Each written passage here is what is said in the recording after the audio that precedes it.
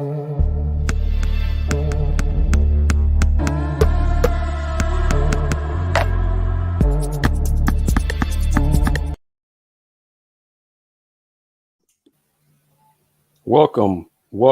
to another edition of Folks Talkin Sports, presented by the Houston Roundball Review and sponsored by 5 Star Properties. I'm Kris Gardner of the Houston Roundball Review, local name, a global perspective. Joining me is one of the young lions, Mr. Popular, Mr. Busy, Andy Yanez from Gallery Sports, community newspaper, Pawd, Slama, Jama, yada, yada, yada. Andy, how are you, sir? I'm doing good, Kris. How are you? Doing great. Let's see. Bring everybody up to speed. James Mueller, I think, is at the press conference for UH Volleyball for the announcement for locations for tournament seating, things of that sort with the volleyball team, which is going to the tournament. Willy Gibson is on the road, heading back from Cleveland to Akron. He's driving on the road. Browns won in overtime, so that'll delay Willy a little bit from joining us.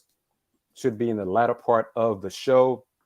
We're waiting for our first guest to join us, and then we have a second guest lined up as well. So hopefully they will join us. Second one should be joining us around 7 o'clock. First one, hopefully any minute now. Andy, how was last night's post-game show on Rage Coogs after the football team laid an ostrich-sized egg senior night to Tulsa? Yeah, well, from a technical standpoint, I have no idea what was going on with the Wi-Fi and just the internet connection at TDSU Stadium. I don't know if that's, you can relate that to both football teams right now in the city of Houston. It's not a good football city at this point, but the video quality, I'm so ashamed whenever I see it. We had our technical difficulties. The audio came out much better than the video, but I had the pleasure of having Ryan Monceau join me for the final regular season. That's Rage Coogs, and as he dubbed it, there was a lot of raging in terms of yesterday's show, especially like you said. Really, Dana Holgorsen post game, he kind of, flat out said it, a disappointing end to a disappointing season, where they finished 7-5 overall. They finished 5-3 in against American Athletic Conference opponents, which final dance, that was their final time ever playing an American Athletic Conference schedule, because come around this next fall, it's going to be a Big 12 schedule. It's going to be much tougher, and it's just overall disappointing. Houston's offense, which had been sensational since week 7 when they played Memphis, since that fourth quarter of Memphis. They had a good first half, and then they just completely they got stopped by Tulsa, and they made adjustments. Tulsa's offense was able to do just enough to be able to come away with a win.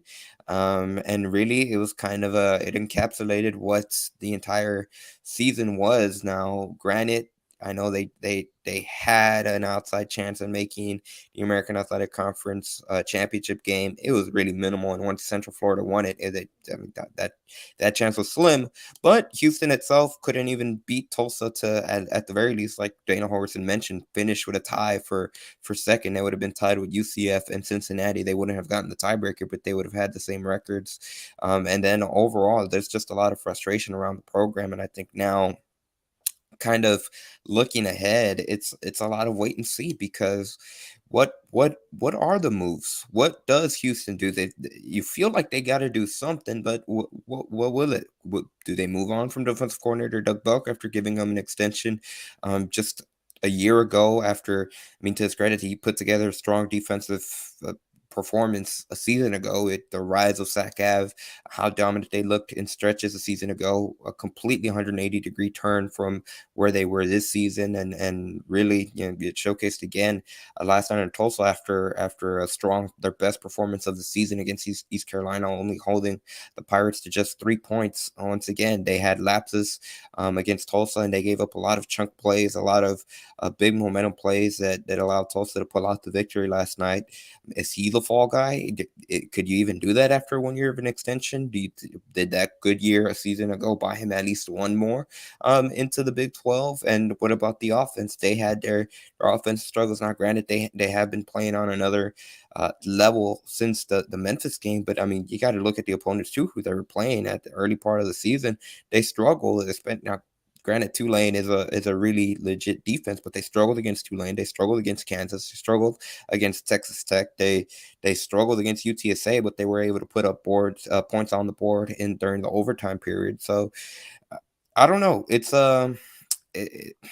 it's kind of a feeling of you're stuck. That's the best way I can put it. It feels like you're stuck. And our guest is joining us, and we're going to talk more about football in a second. But let me just say this. Great to see the people enjoyed the show last night with you and Ryan. And got a comment out. We're going to be petty. But XFL starts soon, and XFL is going to pay for some additions and upgrades to the stadium. So that's a plus. But we're going to talk more about football in a second. And I got some rocks/boulders to toss at UH women's basketball, while also giving shout out to Rice women's basketball. But right now, Mr. Rhossi Carron, Mr. Big Time, UH Sports Group, we're going to bring him into the studio. How are you, sir? Kris, can you hear me? Yes, sir. You sound great. Rhossi Carron joining up, me, Andy Yanez. How you doing, man? I'm doing great. What's going on, Andy? I'm doing good. How are you? Man, I'm doing great. I'm doing great. And for those who do not know, Rhossi are you the guy in charge of the Battleground 2K and what's happening this coming weekend in Fort Worth? I'm the man behind the man. My wife is in charge. Smart answer. Very smart answer. Real good. But yeah, Rhossi and I go back a long, long way in the grassroots scene. But I wanted to get you on to just provide some more info and details about the upcoming event taking place this Saturday, December 3rd in Fort Worth. Double hitter. UH men's basketball is facing St. Mary's in the second game. But talk about also the first game and the teams you got involved in the event. So the Battleground 2K22 will be held December the 3rd at Dickies Arena in Fort Worth. We're really excited about it. Doubleheader, as you said. First game features Texas A&M Aggies versus the Boise State Broncos. And that game is at 6 p.m. Central Standard Time. And it's followed by the University of Houston men's basketball program taking on St. Mary's Gales. And that will be at 8:30 p.m. Central Standard Time. Both games at Dickies Arena, December 3rd, Battleground 2K22. So we're super excited about it. And there's a chance, Rhossi, based on Monday's poll. I'm waiting on it. I'm praying on it. Yeah, you might have the number one team in the country taking place in the double hit on Saturday. What about that? Hey, I was laughing because there's a verse on Jay-Z's song years ago, and he say, "The guys pray and pray on my downfall." And it's funny because I've been praying in North Carolina and Gonzaga lose since the beginning of the season. So no, those other two programs are great programs, but I really was hoping that obviously the University of Houston would be the number one team in the country as we rolled around to December 3rd. And it looks like that could potentially happen. How long have you been involved with UH Sports Group? And then I'm going to go back further about your grassroots, but let's talk about UH Sports Group right now. So I started UH Sports Group in the latter part of 2018. And my goal was to incorporate a lot of the same opportunities for athletes, a lot of the same exposure and platform for athletes that we provided in our grassroots days, which is to allow athletes to play on a big stage. And at this point, obviously, it's nationally televised. To compete in high-level competition, to help the athletes continue to grow their brand. And I didn't know at the time that, obviously NIL would kind of transition into collegiate sports. So just happy to have the opportunity to put athletes on the platform to help allow them to tell their stories, which is why we do a lot of interviews leading up to the event, just to help get those athletes' stories and their information out to their fan base. And then lastly, to connect with the community. So a huge part of the Battleground 2K and any of the college sporting events that we host have a community component where we partner with some community organization in that specific city. So this year, because we're in Fort Worth, we're partnering with the Ronald McDonald House Fort Worth, and it's going to allow all four of those participating teams to visit the Ronald McDonald House, to spend time with those kids and those families there at the Ronald McDonald House, and just bring some holiday cheer to those families. So we're excited about that component of our event as well. What's your background in basketball? My background in basketball, not much. Was a solid high school player at Port Arthur Lincoln High School. From there, I played Division I basketball at Niagara University in New York. And then, I was able to play a couple years, kind of sputtering along, trying to play some semi-pro ball after those days. But, 2 years into it, I realized that, man, that the competitive landscape to play at the professional level is tough. So I started doing player development. So I actually started Basketball University in 2004, and I would go to parents' kids' house and train them on their driveways. Mm-hmm. So it started with one kid on the driveway. It grew to 300 plus kids per year. And then in 2018, 2019, I transitioned out of Basketball University into U Sports Group. So 2004, that's about, how long we known each other, man? Probably around that time, probably 2006, 2005, 2006, somewhere around there. That's about right. We're old, Andy. Do you have any questions for Rhossi? Well, I'm old. He's just Rhossi. Yeah. Good answer. Yeah, no, I guess the question I would ask is just in terms of organizing with the 4 different teams that are part of the event. Can you talk a little bit about what it's been like to maybe promote's not the right word, but to work with all 4 of those universities to be able to I guess promote is the right word, to be able to promote this event, and not only that, attract the fan bases from each one of those universities to be able to come out and lure them to Fort Worth? It's been a blessing, to be honest with you. And we've worked with some really good teams over the years. I mean, obviously, U of H, again, praying that they're the number 1 team in the country, but we've U of H and A&M and Baylor and Oklahoma State, and we've had some really good organizations participate in our doubleheaders over the years. So we're fortunate to have that opportunity, and those programs, and there are others, and I won't have time to name all of them, but just working with their administration, their coaching staff, their ops, it's been really good. And and like I said, for our event, one of the requirements, if you play in our event, you have to do some community component. So they've been great about it. The student athletes benefit from touching the lives of kids in the community. Their lives are enriched and by that. So it's been great. And all of those universities and programs have been accommodating, and they've all had a whole lot of success. Not just at our event, but throughout the season. So we're excited about this year, and we're excited about those organizations that have allowed us to work with them. What are your thoughts on the Houston Cougars men's basketball team this year and the evolution of the program since Coach Sampson has been at Houston? So I'm glad you said that. So a few days ago, I got a chance to go on the campus of the University of Houston and interview. I did a 30-minute interview with Coach Sampson. It's an unbelievable interview. He was awesome, and we'll release some content for that this week. But we interviewed Coach Sampson, Marcus Sasser, Jarris Walker, and Terrence Arsenault. So 3 players, 1 Hall of Fame coach, and it was great. And one of the things we talked about with Coach Sampson was his vision for that program, and the unbelievable job that he's done.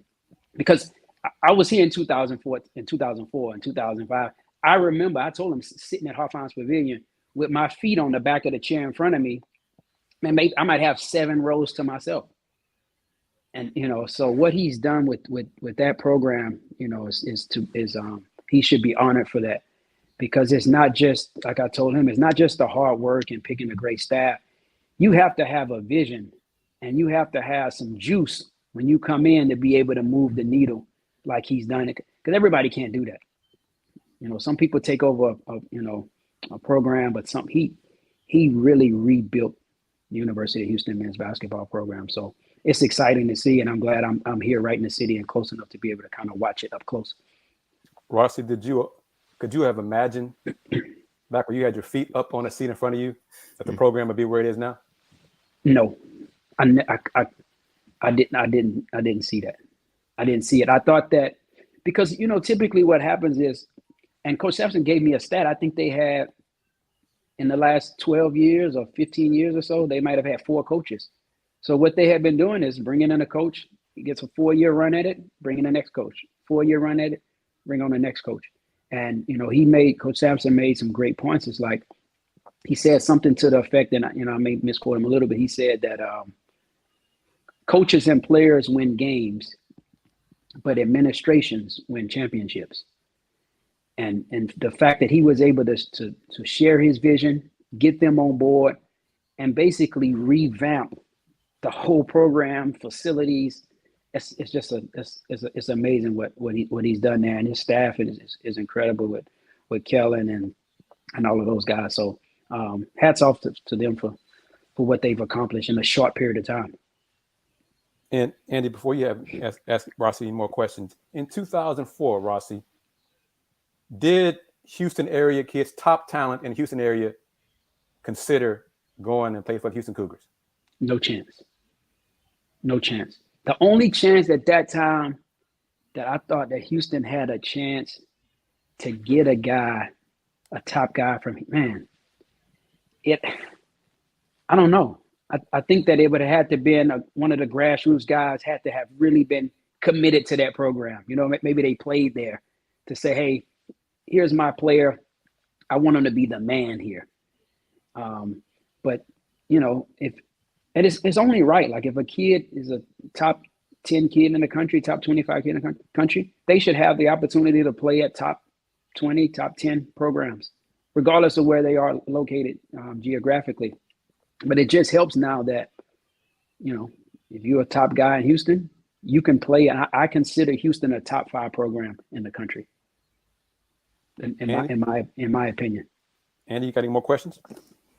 Yeah, just alluding to like what you've mentioned throughout the show. You mentioned you were able to sit down with Coach Sampson and Marcus Sasser and a few other players. Can you just talk a little bit about how you guys are going to go and release that content? I'm sure, will it be throughout the week, or what's that going to be like when you guys start putting that out there? Yeah, so some of the content will be obviously leading up to the event. Again, the event is next Saturday, December the 3rd at Dickies Arena. So we'll release some of the content leading up to it. But so here's the thing. So typically when we have an event, we'll typically connect with the 4 teams that are participating and interview typically the head coach and 1 or 2 of the players, sometimes 3 players. All 3 of those guys, Jarris Walker, Marcus Sasser, and Terrence Arsenault, the collection of those 3 were the best 3 interviews that we've ever had with players. So typically if you interview 3 players, you're going to get one guy who's really good on camera, really confident. You'll get one guy who's, it's okay, it's serviceable. And then you'll get one guy who's like, we can't put this content out. But those 3 guys were unbelievable, great energy, personable. They know who they are as people. They know who they are as players. And they know and understand how they articulate what that program means to them. So we'll start putting that out, and it'll be on our U Sports Group platforms on U Sports Group Instagram and also on U Sports Group Twitter. So that content will be coming out this week, and I'm excited for everybody to see just how bright and how sharp and how confident these 3 young men are, and just to be able to hear just more. Because Coach Sampson doesn't do a whole lot of interviews, and if he does, they're typically short. So for him to do a 30-minute interview, to really hear his mind for the game, his appreciation for his journey, and then his love and support for his staff is something that I think people are going to really want to listen to. What's your ultimate goal for Battleground 2K U Sports Group going forward? So this year we're only doing 1 event, the Battleground 2K. Last year we had 3 events. So next year we'll hopefully be back at 3 events, maybe 4. So the goal is just to continue to grow the platform, to continue to give players and programs an opportunity to play nationally televised games. So like the game 1 in this year's Battleground 2K will be on ESPNU, and game 2 with the Cougars and St. Mary's will be on ESPN2.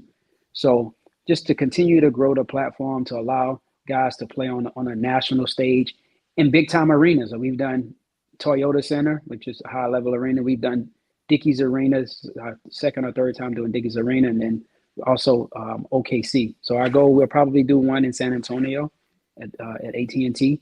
But just to continue to grow the platform, continue to give guys opportunities to play on a national stage, continue to help players grow their own brand in the midst of the event. And then lastly, to continue to impact the lives of kids in the community through our basketball platform. How can fans get tickets to this Saturday's doubleheader? So tickets to the Battleground 2K22 December 3rd at Dickies Arena is at Ticketmaster.com for tickets there. And then also we released a limited edition NFT game tickets and collectibles, and those can be found on our website at usportsgroup.com. So NFTs, just a digital asset that's a collector's edition that also gives you access and entry to the game, in addition to some additional perks and some behind the scenes opportunities by purchasing one of those NFTs. So NFT game tickets at usportsgroup.com, regular game tickets at Ticketmaster.com. Andy, you and the NFTs, man, that's your area, being young generation. Andy, you mess with NFTs? Kris is just saying that because he thinks I'm young, but honestly, I need to learn more about NFTs too. Yeah, so the interesting, so our event is the first college basketball event in the country to utilize NFTs for game access, as well as updating or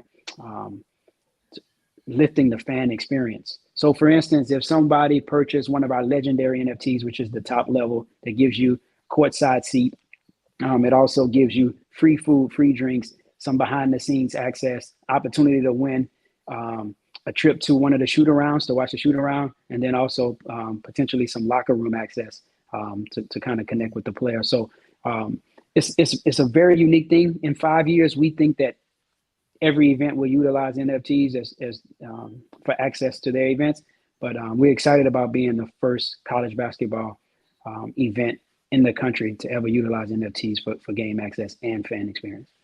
And one more time, Rhossi, how can folks who want to try to get the NFT, how do they get it?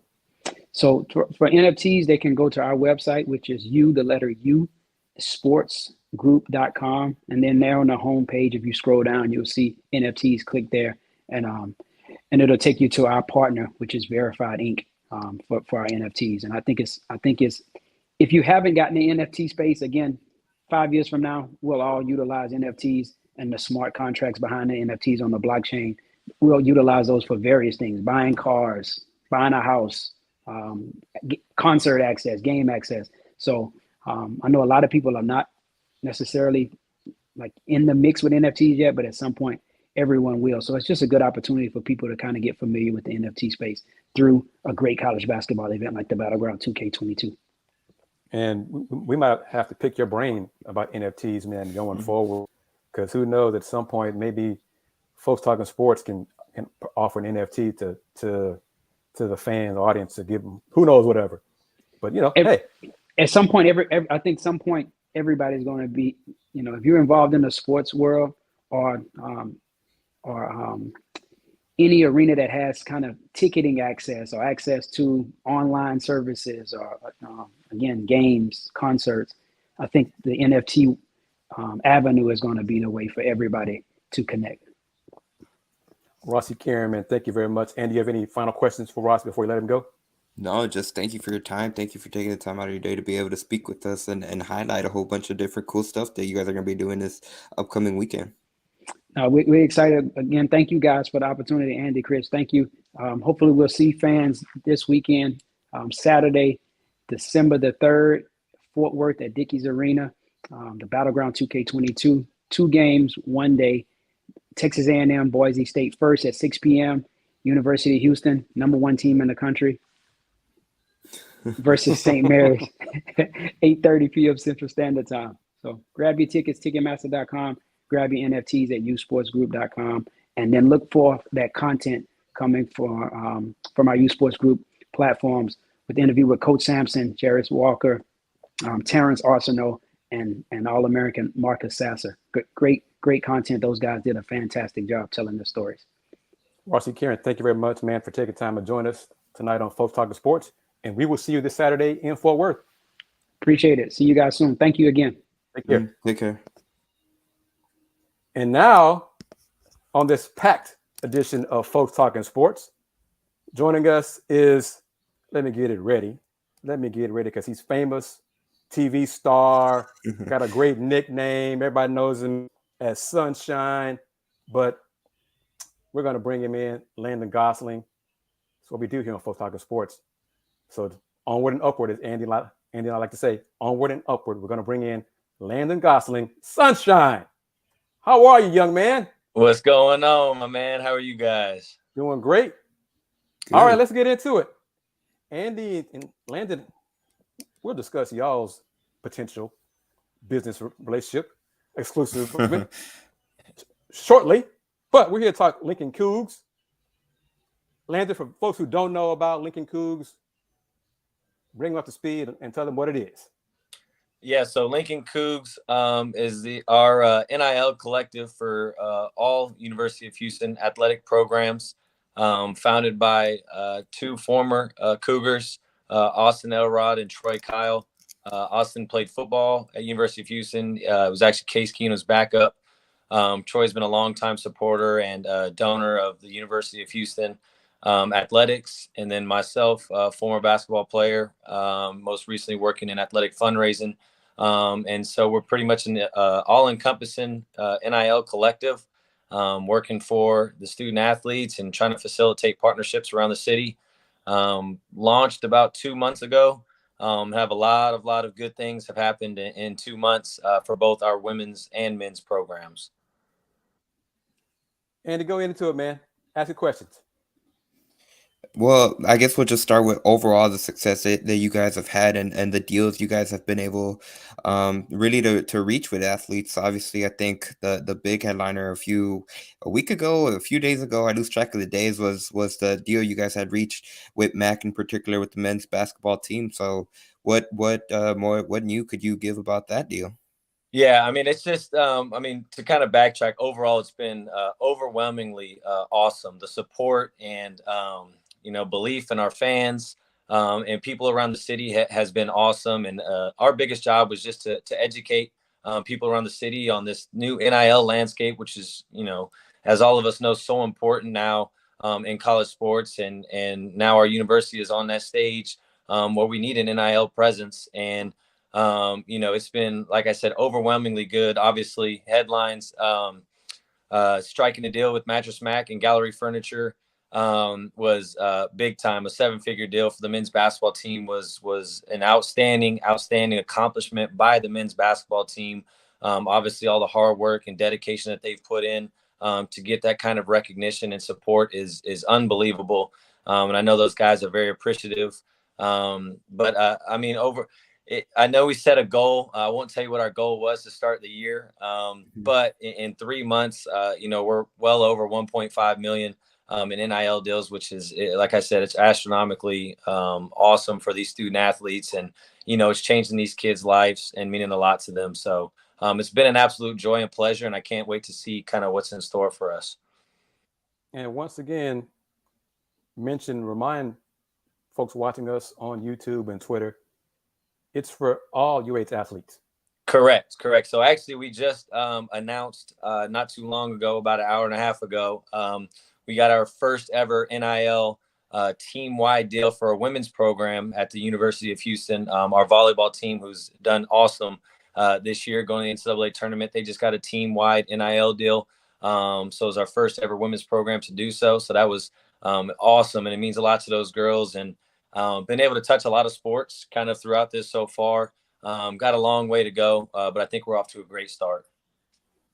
And when you and I spoke, I guess right around when Linking Coogs was announced, you touched on, I think you mentioned how emotional some of the student athletes have reacted when you talked to them and mentioned that they got a deal via Linking Coogs. What about that experience part of it? And I tell people that all the time, man. That's the best part of this whole job. As a former student athlete, I know how it is. You get your scholarship check and stuff, but any amount of money goes a long way for these kids. I've been there, and to be able to deliver the news to these kids and to, be able to get them any type of money kind of in their pocket. As a college student, kind of like you mentioned, we've had several cases where some of these athletes have come to tears. And it really is. I mean, it sounds cliche, but it really is changing these kids' lives. And it's just a testament to all their hard work, all the coaches' hard work, everybody around the University of Houston that's worked tirelessly to get it to where it's at. And then obviously it's our great fans and supporters that have been able to make this happen.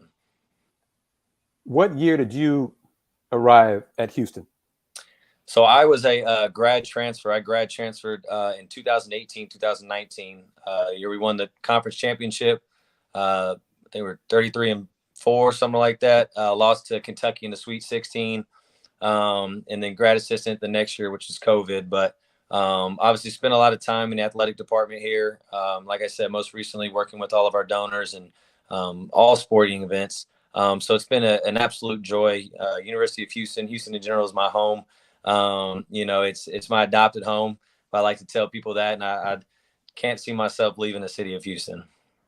When you joined the program just that short while ago, could you have imagined that the team could be the #1 ranked team in the country? My first day on campus, no, but about a month into our workouts, yes. Because I've been around a lot of college sports. Obviously, I've played at 3 different schools. Mid-major Division I, Division II, and then here at a high major and played for Coach Sampson. And I mean, it's unbelievable the job that coaching staff does and the amount of work and tireless effort that they put in day in and day out. Doesn't matter if it's the first day of summer workouts or you're in March. Coach Sampson and the staff treat it the exact same, and they demand excellence from his players every single day. And so, I always tell people outside the circle might think, this is a kind of a shock, but people that are kind of in the everyday, see everything behind the scenes. It's no shock. It's just a matter of time. And I think Coach touched on it the other day. They're not going to run from it. They're going to hit it head on. They're going to stare it straight in the face and take it day by day. And you got any more questions for Sunshine, or as Wanda refers to him, California? Yeah, just going back to Linking Coogs, can you talk a little bit about what it's been like to have those relationships or to have those conversations with a lot of the businesses? Because like you mentioned, it's a two-way street. The athletes is one side, but the other side is those businesses and them wanting to partner with you guys to help a lot of these Houston Cougar athletes. Yeah, so I'll kind of just tell a short little story. So we actually did a team-wide, it was a men's basketball deal with BB's Cafe. Brooks Bassler, big Houston Cougar fan, love him and his family to death. But basketball team did a event there the other night where they spread out to locations. And, it's kind of our first time that was happening in our collective. And it was unbelievable, the amount of, fans that showed up in support. All the feedback we got, just saying how good the kids were and how awesome it went was unbelievable. And now we got the deal with Mattress Mac, and they're actually, BB's Cafe is actually going to do food drop and deliver to Mattress Mac, kind of thanking him and his staff and support at Gallery Furniture. So it's been really cool. I say all that because it's been really cool to see kind of the different businesses that we partner with, whether it's a Fritz Kennel, like I mentioned, BB's Cafe, Sunrun Solar, multiple companies that we've had, all types of different fields. And they've actually kind of come together and kind of worked together through this whole journey. So it's been awesome to kind of have companies in different buckets and to kind of see them come together and see everything come full circle. Like I said, it's been an absolute joy. How much more growth? Well, no. First, is there a way for fans or businesses who are interested in working with you guys to contact you? Absolutely. So we have our website. It's actually our temporary website now, but it's linkingcoogs.com. Can go on there, can kind of read a little bit about us and what we're doing, kind of fill out a questionnaire, send us an email. You can always go on, like I said, go on our website and fill that out, and we'll get back to you. We do a really good job of getting back to everyone within 24 to 48 hours. And the thing that I encourage is just people who are interested in the space and want to get to know more, just ask the questions. Because I think that's been the biggest thing is people who are willing to ask those questions. And as we educate them, it opens up a whole new door of possibilities that, a lot of people didn't really know was that they, can kind of get their head in the game. Because I see a lot of these things all over the internet with these huge, ginormous deals going on. They're like, hey, can't really afford to do that. Well, there's a lot on the other side of that we get done, smaller companies. And like I said, it's little things that are changing these kids' lives. So ask the questions, visit our website, and we'll get back to you and answer those questions.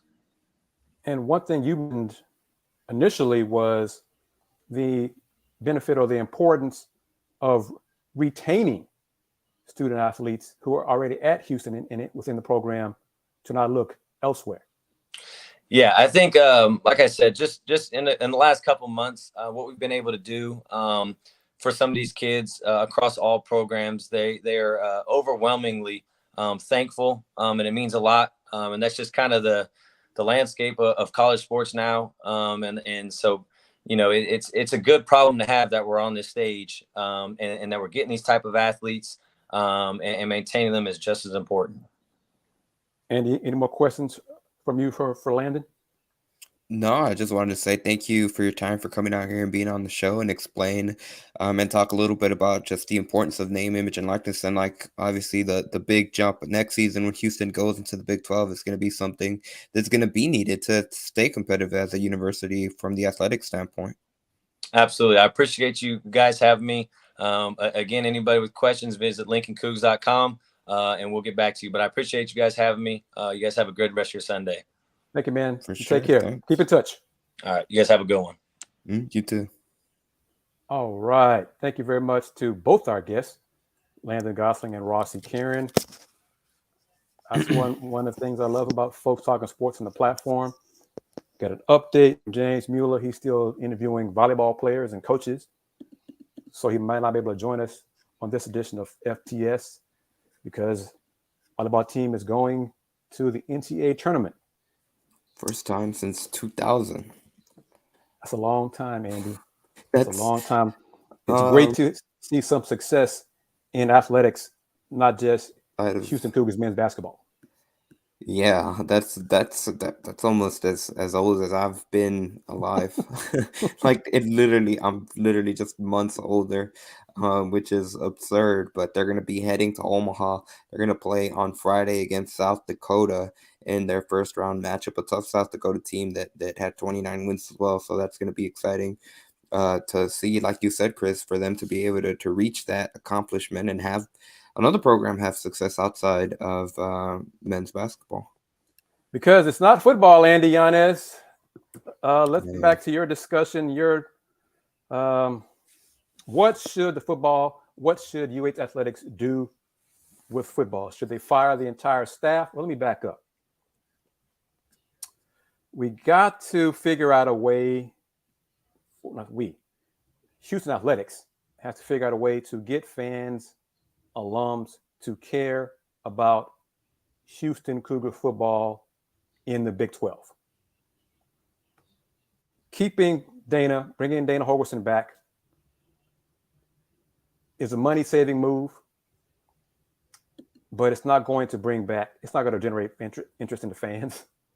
Do you think so? If they bring Dana back and fire the entire staff but Dana?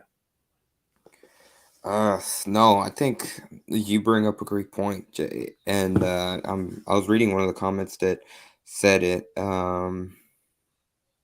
Tony M said it, that would definitely be letting him off the hook. It's like it's everyone else's fault, but Dana Holgorsen. From a fan standpoint, I think I don't think it's realistic. Holgorsen's not going anywhere. I'm pretty sure he's going to be coming back. He's going to be head coach when Houston joins the Big 12. I think the biggest thing that the football program needs to do to continue to build buzz heading into the Big 12 is just going to be there has to be some sort of That's what I was saying before we had our guest. It kind of seems like you're stuck in the mud because a lot of it has been just chatter. And we talked about it heading into the season. There was a lot of expectations put that all the team's goals, whether Dana wanted to acknowledge it or not prior to yesterday, which he did acknowledge that they fell short of their goals, was to get back to the American Athletic Conference Championship game and this time win it. And they fell short of that. Not only did they fall short of that, I mean, they didn't really come close to making the American Athletic Conference Championship game, and certainly not to win it. So there's a lot of disappointment now. They're going to be in a much tougher league. They're going to be in a Power 5 conference, which is something they've been striving for. And you look at a lot of frustration, which, I mean, as crazy as it may sound, it's good that there's people that's frustrated because it means that they care about the program. But I think overall, there's just got to be some acknowledgement. There's got to be some type of plan. Like we know that this year was a disaster. We fell short of our expectations. This is what we're going to try to do in the Big 12. But even then, if they fire Doug Buck, if they fire Shannon Dawson, they switch things up, I think it'll create some excitement from the fan base. But the moment something goes wrong again, they're going to say, well, there we go. But the problem is with the head of the snake with Holgorsen. That's why I feel like this program currently is just stuck in neutral, and I think really all eyes now have to turn to the admin. Are they going to force a change? Do any changes come? Because I think the worst thing, if they decide to stay in neutral and buckle down, bring everyone back, that's probably gonna completely lower fan support, and it's certainly going to make things a lot more frustrating because it's going to seem like they're back to square one. And like they showed against Texas Tech and Kansas, there's a clear difference between those programs and where Houston was this season. And for those who are listening to us on Spotify and iHeartRadio, those audio platforms, reminder, this show is sponsored by 5 Star Properties, a Dallas-based company owned by a UH alum. If you are facing foreclosure or need to sell your house as is for cash, call 972-532-SELL. Once again, that's 972-532-7355, or visit their website at 5starprops.com. That's FIVESTARPROPS.com. So big shout out to 5 Star Properties for sponsoring Folks Talkin Sports throughout the college basketball season. Once again, onward and upward for this show, as well as Rage Coogs, sponsored by the Saxenian family, both available on the Houston Roundball Review YouTube channel. Let's get into some of these comments from some of our viewers, because this point right here from TI, also, I doubt the football program will remove the apathetic mindset. Haven't done it now, won't do it ever. Ever is a mighty long time. I hope that's inaccurate, but I don't have reason to doubt it, because the apathy, there's still too many fans who don't come see the Cougs play football, even men's basketball. They'd rather see the opponent play. So joining the Big 12 will help some, because a lot of those fans will come support their team regardless, but they'll be at TDECU Stadium. But what about Cougs supporting Cougs and getting more UH fans to come see the football team? So that comment is telling. But this comment, let me see, from John Lynn. Thank you, John, for your comment. How is the average UH fan going to react when they bring back CDH, that's Dana Holgorsen, bring him back and raise ticket prices because of the move to the Big 12? Will demand be there? Hell no. So that is going to be a balancing act as well. I mean, UH has they boxed themselves into this corner, and I have not even brought up the famous line that President Couture said years ago: we fire coaches to go 8-4. Well, Dana went 7-5 this year. So that is not 8-4. But they got to do something. Dana really has not given fans a reason to like him, a reason to liked the way he's run the program. We haven't even discussed the slap by Sam Brown after the game last night. Some fans believe that that's a reflection of the program, a loose run program. Well, and to add on to your point quickly, Kris, just something that Ryan and I mentioned at last night's show in regards to Let's Rage Coogs, but when you think about it, this was his 4th season, and the trajectory of it, 2019, the crazy situation with De'Ara King, he redshirts. That season ends up being a wash. They finished 4-8. Then fast forward a year later, it's the COVID year. They have so many games canceled or postponed. Once again, they finished 3-5. But COVID, it is what it is. They have that 2021 year.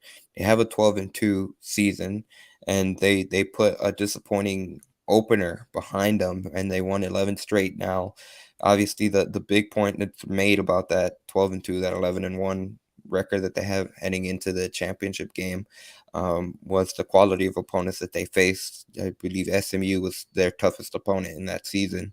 And they walked it off, or they almost walked it off with the kickoff return by Marcus Jones. And then this season, all the expectations were on the program once again, and the schedule, the way it turned out, preseason, we talked about how you look at across the opponents that were playing, especially conference opponents. They weren't going to play UCF, they weren't going to play Cincinnati. So once again, there was that point brought up that they'll probably make it to the conference game again because of the opponents, or the lack of opponents that they would be playing. Then Tulane, they ran into a buzzsaw of Tulane, which, they lost to them without the 3rd string quarterback.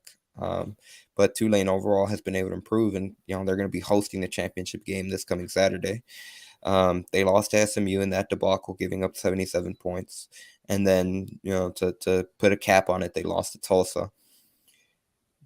That's been the tenure of Dana Holgorsen, and the biggest thing is when you think of those 4 years, you don't really think of an identity when it comes to the program.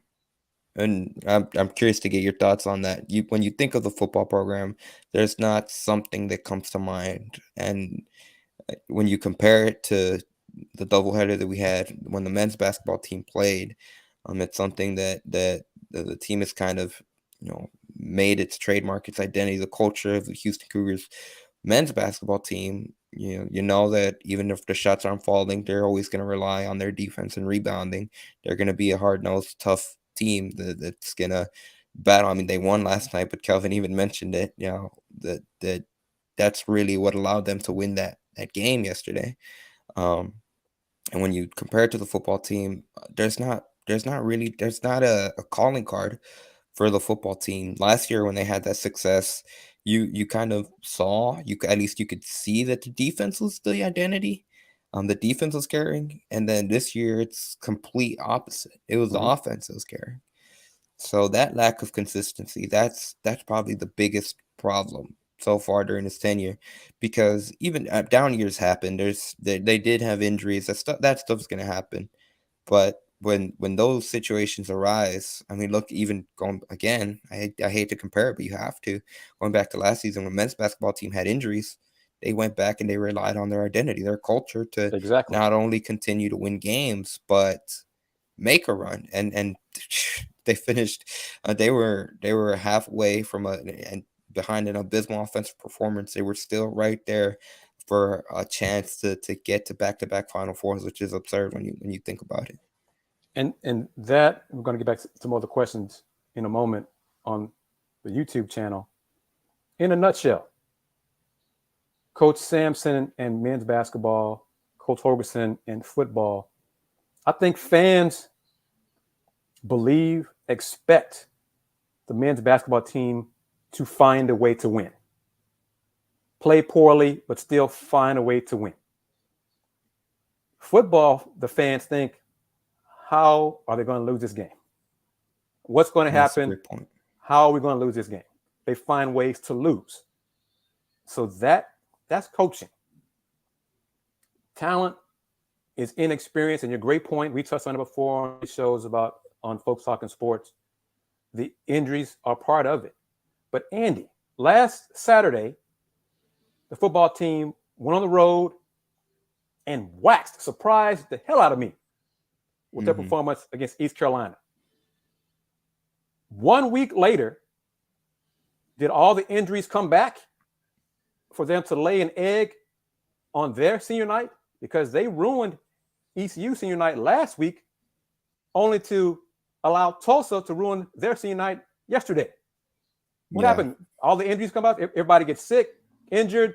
What happened? They actually had more offensive players this past game than they did in East Carolina. But again, that goes to the point. That's one of the issues. That's one of the problems. The lack of consistency from this program. And that's really the thing that's been frustrating, because it never feels like when you look at the football program, it doesn't feel like they're building to something. It just seems like it's, like you said, more fans are pessimistic about the football team than anything else. Like you said, they expect them to lose, and there's been a lot of reaction to the post game comments that Holgorsen said. The frustration about it, and fans are saying it. They're being a bit sarcastic through it, but they are. I mean, it's not like they're lying. That's truly how they feel. They feel that next year in the Big 12, it's not going to be pretty. It's going to be a washed season. Yeah. And that should be a concerning point, especially when it's supposed to be your premier program that garners the most eyeballs, especially to like the casual audience or the broader audience that isn't going to know about the University of Houston on a consistent basis. For as good as the men's basketball team has been, not everyone is into college basketball like college football extends beyond the reach that college football has, at least in America. And right now, the football program is just not where it needs to be able to have that sustaining success.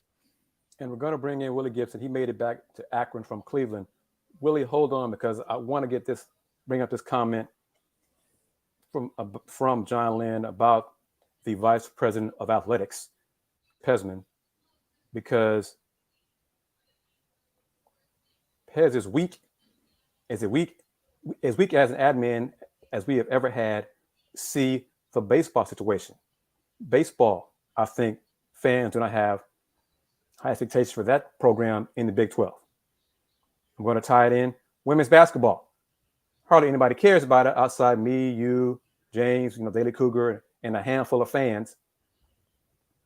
It's going to be worse for them in the Big 12. The only programs that we think will do well, excel in the Big 12 for Houston Athletics, men's basketball. Volleyball should compete, and track. And swim.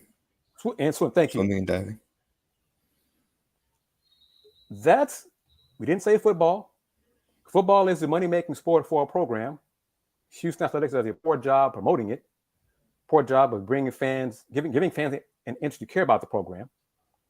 But I'm going to bring you in because Willy Gibson is an alum of The Ohio State University, a big-time program. That's why we bring him in for his perspective on big-time athletics, because they live it, they walk it and talk it. So now we're going to talk about a lot of the changes in coaching, college football, all over the landscape today. Because big-time programs, they don't just talk it, they do it. They make changes. Houston Athletics has talked about being a big-time program for a long, long time. Long time. They can talk the talk. They don't walk the walk. Mr. Gibson, how are you, sir? Glad you made it safely. I'm good. I'm in Columbus, actually. Not Akron. It's about a 30-minute drive from Cleveland. Yeah, Columbus about 2.5. So yeah, I'm in Columbus. So you made it back from the Browns game, overtime win. Yeah. But Luke Fickell. Yep, Buckeye. I thought if he left Cincinnati for a job in the Big Ten, it'd be for Ohio State. I'll take you one better. We thought that if he left with Cincinnati for any job, it was Ohio State, because he's had opportunities in the past. I didn't want to overstep my skis by saying any job. Yeah. Just want to focus on Big Ten. You know more about it, but Wisconsin? Does he have family there? Does he have tie? I mean, No, he's a Columbus kid. Right. Grew up in Columbus, went to high school in Columbus, went to Ohio State, coached at Ohio State, coached at Cincinnati. He's had opportunities in the past to go other places and stayed at Cincinnati. And so for us to hear today that he's at Wisconsin, great job, don't get me wrong, but based on the results of yesterday, people like to think if he had just held on one more year, ... fill in the blanks here in Columbus. But yeah, Wisconsin, a lot of questions because the Wisconsin in the Big Ten West, and in 2024, USC and UCLA are coming to the Big Ten West. Right now, the Big Ten West is not competitive. So in 23, he may have a shot. But in 24, with USC and UCLA coming, and with the discussion of no longer having divisions and just having 16 teams in the top 2 play for the championship, I mean, you already have Ohio State, the rival, Penn State, Michigan State. Nah, No. no. UCLA, USC at that point. At that point, yeah. So to go to Wisconsin, kudos to him. Congratulations. That's a big time job. A step up from Cincinnati. I understand Cincinnati's going to the Big 12 in a few months, but to garner that Big Ten job, it was just a shock considering other positions he's been in consideration for. And I don't believe it's going to happen, but the Buckeyes losing yesterday to that team up north. Yep. And the way they lost in the second half. Yep. There are some fans, and I'm not sure how many alum, but some who want Coach Day gone. Yep. Right? And what is his record right now? What's his record this year?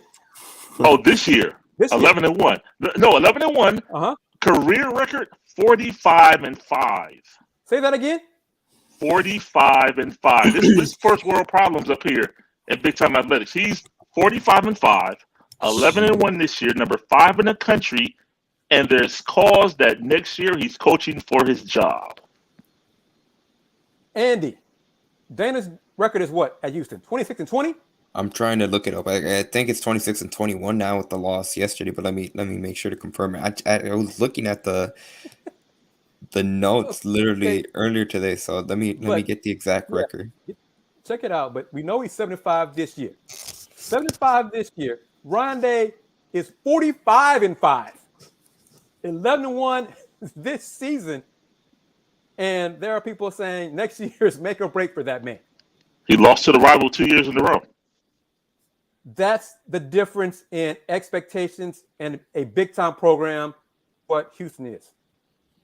Put like this. Last year, Ohio State was 11-2, won the Rose Bowl. When I was in school, the goal was the Rose Bowl. You did everything in your power conceivably to get to the Rose Bowl. 11-2, won the Rose Bowl, and the season was deemed a disappointment because it didn't make the CFP and they didn't beat the rival. By the way, Dana Holgorsen's record now, Houston 25-20 through 4 years. Oh, so I gave him one win too many. Okay. Wow. See, that's expectations. Houston is fooling themselves when they say we are a big-time program. The hell you are. The hell we are, because I'm an alum. And let me toss in this school who I cannot stand but respect the hell out of. Texas A&M was, 4-7 going into last night's game against LSU? 4-7. Yep. And had, 100,000 people at the stadium for a 4-7 football team. Yep. Houston struggles to get 22,000 to see them play. Reached that yesterday. Yeah, I know. There was like 21,000 and change. The attendance they gave. That's what they announced, because it sure as hell wasn't that in the no way, no how. So, fans, viewers who are watching us on Folks Talk Sports Twitter and on YouTube, I know the Aggies, that's a cult. I know it, and it's a scary cult sometimes. 4-7. 100,000 people. Sure, there were some folks from LSU, but hell, let's just say it was 10,000 LSU. That's still 90,000 Aggies to watch a 4-7 football team. It would take the Cougs probably 4 games to get 90,000 people total. Think about that. And yet we say we're a big-time program. No, we're not. Because if we were, one way to prove it, Dana Holgorsen will be fired today. Today. 7-5 is not 8-4. Mr. Gibson called it weeks ago. The final, whatever it was, 6 games left to go in the season. He said Dana would not get 8 wins. He called it. He got it right. Ron Huey. I'm saying names now. 9th season at women's basketball head coach. Same time as Kelvin Sampson, 9 years. Ron Huey never been to the NCAA tournament. Never. Sniffed it, came close once. Never been. Got an extension to his contract last year for not going to the NCAA tournament. His contract ends in 25 now. Got an extension for not going to the NCAA tournament. Contrast, Rice women's basketball head coach, Lindsay Edmonds, 2nd year as head coach at Rice. 6-0 to start this season, the best start in Rice women's basketball history. Rice women's hoops has more talent this year than Huey's program. Rice has been to the NCAA tournament more than Houston has under Huey. Rice has even won WNIT, the WBI, in addition to going to the NCAA tournament in the 9 years that Huey's been in charge. So please miss me with this. We are a big-time athletic program. Because right there, right in front of our eyes, shows that we are not. And once again, folks say, what is Kris talking about if you don't know? I am an alum in First Houston, graduated in 94.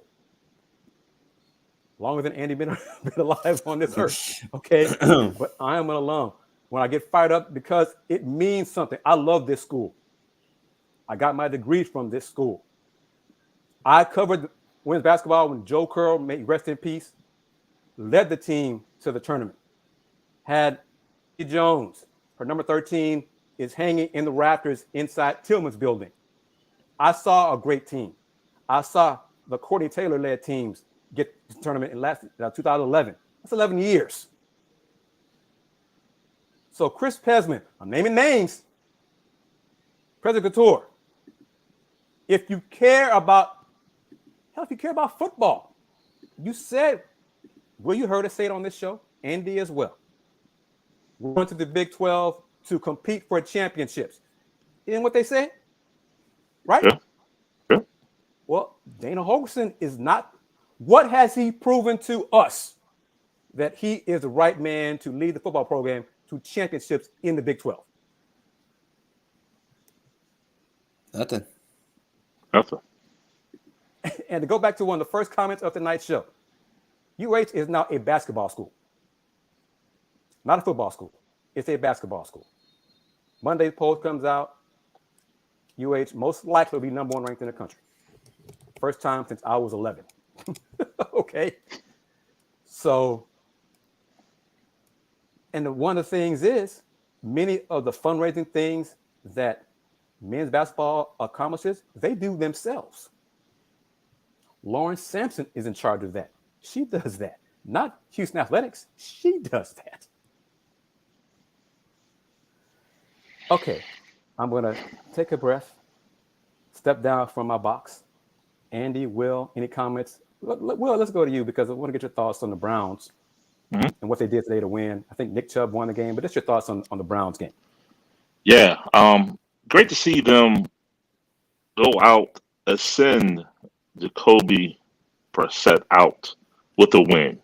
I mean, because I know I've said some things and on this show, and I've been critical of some of his performances, and I'll also have prefaced that by saying he's a great guy. I mean, he has complete control of that locker room.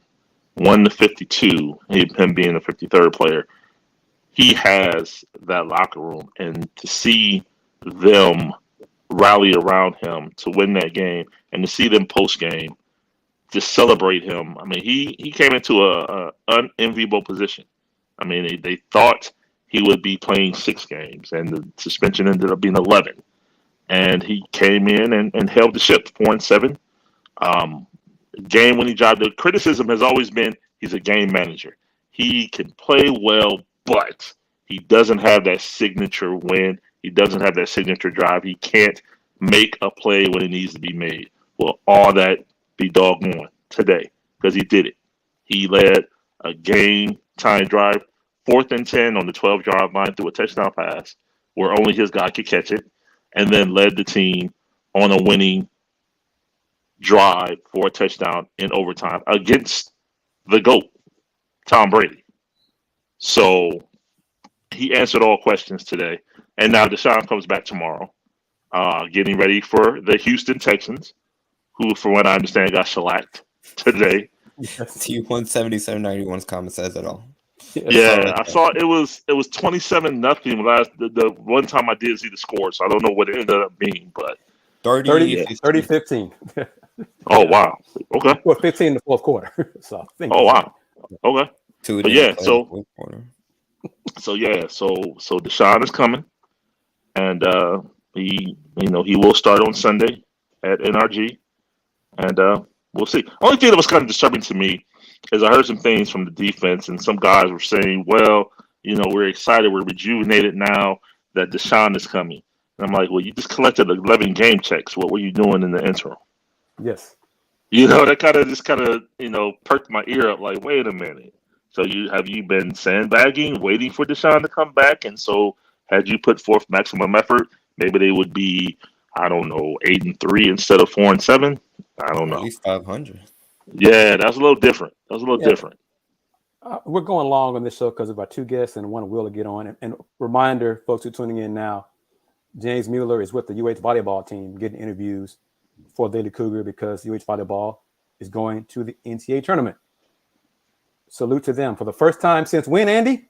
Since 2000. Since 2000. I think I was born before that, but we'll make a note of that. But just to add on to that, David Rare, I'm pretty sure his first season with the volleyball team was 2019. And again, going back to that, it's the baby steps. You saw that it's kind of like a ladder. You saw them progress. Last season, I think they were just out of the NCAA tournament, or that they had shown that building process. And then this season, they only lost 1 conference game all season long, and it came on the last game of the season against UCF in 5 sets.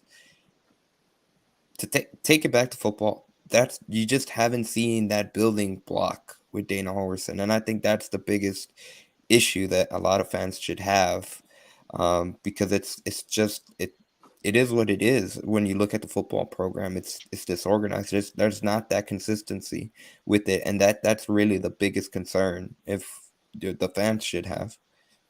And we got comments from a few folks who have provided a wish list for Houston Cougars football: a Lawrence Sampson for branding, a Kelvin Sampson type for head coach, and Coach Alan Bishop for strength and conditioning. So, I mean, there you go. I mean, you got a blueprint there on campus of success, but I guess it's hard to duplicate, elsewhere in athletics at Houston. I want to get you guys' thoughts on this. College athletics is big time. I refer to the athletes as student assets rather than student athletes. But today, a lot of the coaching changes, coach carousel, possibly Willie Fritz going from Tulane to Georgia Tech. I'm not sure if it's been announced while we're doing the show. I mean, Tulsa and their head coach. Tulsa, check this out, Will, if you hadn't heard it when you were driving. Mm-hmm. Tulsa beat Houston football Saturday. Right. Tulsa fired their coach today. They fired Coach Montgomery today because he underachieved overall in his tenure at Tulsa. 8 seasons. Really? So he goes out and wins Tulsa. But I mean, make it make sense, Houston Athletics. I mean, what are we doing truly if you claim to be a big-time athletic program? But my question for you guys is, and the folks watching us on YouTube and Twitter, what got echo? I guess was going to change, but what is your thoughts on, like, Coach Fritz, for example? If he takes the job at Georgia Tech, will Andy, Tulane's plans for the conference championship this coming Saturday, what does that say about the business of college sports, where it's okay for a coach to leave to get another job before his team prepares for the conference championship? Well, that's wrong to me. What do you think? I agree. It is, but it's the business of college football. It's happened. It's not right just because it happens, and it has happened, and it will continue to happen. However, I'm quite sure he's meeting with the powers that be at Tulane, and they have a contingency plan. Who's the interim, and that interim will stay in place until the end of that season. And 9 times out of 10, that interim will then join him at Georgia Tech. Yeah, Andy, what are your thoughts on this? The situation, the scenario. This is not the first time. Won't be the last. Houston experienced it directly under Kelvin Sampson, and then went out in a conference championship game, and just the players, like, they didn't care. They didn't give a damn. They're like, well, you're leaving, coach. The rumors are all around the program and the city, and got waxed. I mean, the effort just was not there. That game was over at halftime. I was there. I sat on media. My media seat was at the top of the roof. Okay, that's where I was, because I still had a football and all season pass way back when, unlike now in just basketball. Whole other story about that. We'll get into that another story, Will. But Andy, your thoughts on the situation where Coach Fritz, if he takes the job at Georgia Tech, before coaching his current team in the conference championship game this coming Saturday? Like Will said, in terms of it's the business of college football, and really it goes to the point. There's no loyalty in this business, because at the end of the day, it is what it is, and it's business. And Willy Fritz, if he does take that job, is making the best decision for him personally as he moves on up to higher aspirations. And it's a big reason why, when you look at the transfer portal for the student athletes, they shouldn't be criticized and killed, because at the end of the day, it's basically their version of that, and their ability to make the best decision for themselves, wherever that may be fit. And there shouldn't be a lot of criticism when a student athlete decides to jump to another program, because at the end of the day, take it off this random landscape of the college world. If you're just a regular student, your ultimate goal is to get your degree and then, become a professional at whatever you're trying to major in or whatever you're trying to pursue. It should be the same for student athletes, because at the end of the day, regardless of what their career aspirations are, if they're trying to play professionally, maybe they just want to make the best of their collegiate careers. That's what they're trying to do. So that it really puts an emphasis on that. Do I blame Willy Fritz for if he does make that move and decides to do what's best for him? You shouldn't, because at the end of the day, he's doing what's best for him. Certainly, if you're a Tulane supporter, if you're a Tulane fan, if you're a Tulane donor, it'll make you feel a certain way. It certainly feels terrible. It's a crappy situation, but at the end of the day, it's a business. And I think more so, it tells you a lot about what he feels about the American Athletic Conference Championship too, because if you can't even wait until one more week to do that and jump ship, I think it just shows if you're Mike Resco, God, it puts a certain light on that conference championship. That's a great point. And I want to remind everybody who's listening as well as watching us, this show is sponsored by 5 Star Properties, a Dallas-based company owned by a UH alum. If you're facing a foreclosure or need to sell your house as is for cash, call 972-532-SELL or visit their website at 5starprops.com. That's FIVESTARPROPS.com. We're going to wrap it up. Great show. Thanks for the comments. A lot of action and from the fans who are tuning in, watching us on YouTube as well as on Folks Talk Sports on Twitter. I want to thank our guest, Rhossi Carron from UH Sports Group, to discuss Houston Cougars men's basketball evolution, but also Battleground 2K 2022 taking place this Saturday in Fort Worth, featuring the Cougs, St. Mary's, and the Aggies in their first game. Who cares if the Aggies? But anyway, Cougs, St. Mary's played 8:30, second game of the doubleheader inside Dickies Arena. There is a good chance that the Houston Cougars men's basketball team will be the number 1 team in the country when the posts come out Monday. Cougs do have a game on Tuesday, so let's not get ahead of ourselves because a lot of fans and some of the players look like they were believing the hype Saturday in their 49-44 win over Kent State. Kudos Kent State because their defense looked like playing in the mirror, like Houston versus Houston. And they brought the fight to Houston from the beginning. I mean, they were swarming to the ball. They were really they were the ones that were out hustling Houston early on in that first half. Certainly, whenever they built that double-digit lead, running out in transition, like Kelvin said, they punched Houston in the mouth first, and Houston had to respond. This as we wrap it up, this is a good comment from Demerick. The AAC championship game, it should matter to Willie Fritz, but shows it doesn't. Because it's a chance to win the conference championship, but also be in the New Year's Six bowl game. Again, no, yes, no. It should, and it's especially if you're a supporter. But I mean, how much better is Georgia Tech? Well, I would say this. I don't know this for certain. I have to look, but I think there's a freeze period that ends for recruiting this week. Mm-hmm. Yeah, there is. Dana Holgorsen talked about it. Yeah, and I'm sure Georgia Tech is pushing the needle to try to get this done so they can tell recruits, hey, we got a coach.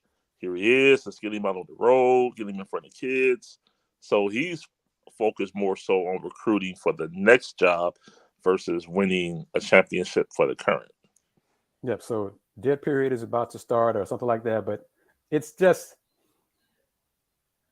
there's got to be a way to make this better for a Tulane football team and any other football team in this situation. A Tulane team that's really, I mean, overachieved from where they were predicted heading into the season. And again, going back, that growth that they've shown throughout, they've been able to establish an identity. Is going to suck if he were to just leave. I mean, when was the last time that Tulane was in this position to not only win a conference championship, but like America said, if they win out and beat a UCF team that's kind of stumbling into that conference game and miss an opportunity to get one of those New Year's Six bowl games. And I'm going to say this as I'm going to go to Will and Andy to wrap it up. Michael Resco's got to be thinking to Georgia Tech, damn it, this lessens my chances of sending UCF, a defector going to the Big 12, out with an L, because now Tulane the players might be so dejected and not really want to play for whoever's coaching them. So UCF might end their time in the American with a championship as they go to the Big 12. So Mike Resco might be, oh, man. That's a thought. Willy Gibson, how can folks find you, sir, on social media? Appreciate it, sir. You can find me on Twitter and Instagram at WillGibson7. Facebook is Will Knows and WTGsports.com. And Yanez, how about you, sir? Real quickly to add on to the point, because Luke Fickell, he's heading over to Wisconsin. I'm sure that deal didn't come about Saturday on the day. So I'm curious what would have happened if Cincinnati would have won, UCF would have lost, and then the Bearcats would have been the ones that would have been in the conference championship. Does Luke Fickell take the job and get announced before the conference championship game? Does he stay through? The former, not the latter. He is announced, and Kerry Coombs coaches UC in whatever postseason going forward. But I don't know. It feels. It just feels wrong. No, it's absolutely, because those conversations came way before. They didn't just come about Saturday. Right. So clearly, Fickell was already looking ahead while he was still at the current job. And again, that's one of the reasons why whenever a player does decide to transfer, they shouldn't be crucified for choosing to do their best option. Because at the end of the day, the coaches are going to do the same thing. The coaches, whenever they see a better opportunity, they're going to jump ship. Correct. Agreed. How can folks find you, Mr. Everything? Yeah, they can follow me on Twitter, as you see on the screen, scrolling down the ticker at Yanez_5. Be sure to which would promote for? Be sure to check out Let's Rage Coogs, presented by the Saxenian family. Like you mentioned earlier in the show, Kris, we have a primary sponsor for now 29 remaining Houston men's basketball shows, the unofficial Houston men's basketball post-game show. We have 29 remaining with the Saxenian family as a primary sponsor, which that should take us through the American Athletic Conference tournament. Yep. So we got a long ways to go in regards to that. We'll be back on this upcoming Tuesday when Houston, potentially the number one team in the country, Houston, takes on Norfolk State on Tuesday night inside the Fertitta Center. Be sure to check out my online articles for gallerysports.com. If Houston does indeed get ranked number one, there will be a really cool story out tomorrow for gallerysports.com, kind of building on what Kelvin Sampson said post-game, which we mentioned it in Let's Rage Coogs last night with Day on Let's Rage Coogs, presented by the Saxenian family. Really, it was a great answer, and it was a bit surprising where, I mean, Sampson was upfront about what it would mean to potentially be number one, and not more specifically for the players, but much more for the program overall and the supporters. For Houston, if they are indeed number one, it would be the first time that they're ranked, the number one team in the country, going back to the final polls in the 1982-83 season. So it's been a really, really long time since that. And while I was doing research for that, this is crazy. Houston's going to be ranked they're going to be ranked regardless. So it's going to be 49 straight weeks that they've been ranked in the AP poll, going back to January 20th, 2020. That's how long they've been ranked in the Associated Press poll. So that level of consistency, it's built, again, going back. That's kind of been the theme of this episode here on Folks Talkin Sports, building, seeing those ladders, climbing up to the success where the men's basketball program is at now. So that's going to be exciting. And Pawd, Slama, Jama for content, for Houston Cougars content that's going to be capped off apparently. But that's a comment for another day. Be sure to check that out. We're still on the road to 1,000. Last time I checked, we were at 540 subs. And we'll see, Kris, Willy, you, James. It's going to be a very interesting Let's Rage Coogs presented by the Saxenian family on Saturday night, because there's a very good possibility all three of us will be in Fort Worth at Dickies Arena after Houston and St. Mary's. Correct. And add another teaser to that about Coach Sampson's comments about potentially being number one for the program. I hope those comments weren't along the 4 minutes. But I am Kris Gardner of the Houston Roundball Review. Find me on Twitter at VHR Review. And fans, if you're watching, wondering what the hell did Kris mean about 4 minutes, you'll realize soon enough if you're wondering why I don't post longer comments from post games anymore. There's a reason. God bless my alma mater. But I digress. Catch me on Twitter at VHR Review. Website, HoustonRoundballReview.com. Instagram, Houston Roundball Review. TikTok, Houston Roundball Review. Once again, thank you very much to Rhossi Carron from UH Sports Group and Landon Sunshine Goesling for joining us tonight on We had great guests. Talking Sports. Hope you enjoyed it. John Lynn, yes, you are correct in that comment that I won't post on the screen, but yes, go with that. But I don't know if but not necessarily him. But yeah, it's someone over there. Let's just put it like that. So anyway, Petty Pendergrass, man. Yeah, I am not the one. And if I'm going to go off, y'all going to see how petty I can be. Trust me in a future clip. But anyway, we have a petty idea if you want to embrace the pettiness, Kris. Oh, yeah, I'm going to talk to you. I'll mention you after the show. I told Will about it already. But thank you very much to Rhossi Carron and Landon Goesling for joining us on this edition of Folks Talkin Sports. One more time, big shout out to our sponsor, 5 Star Properties, a Dallas-based company owned by a UH alum.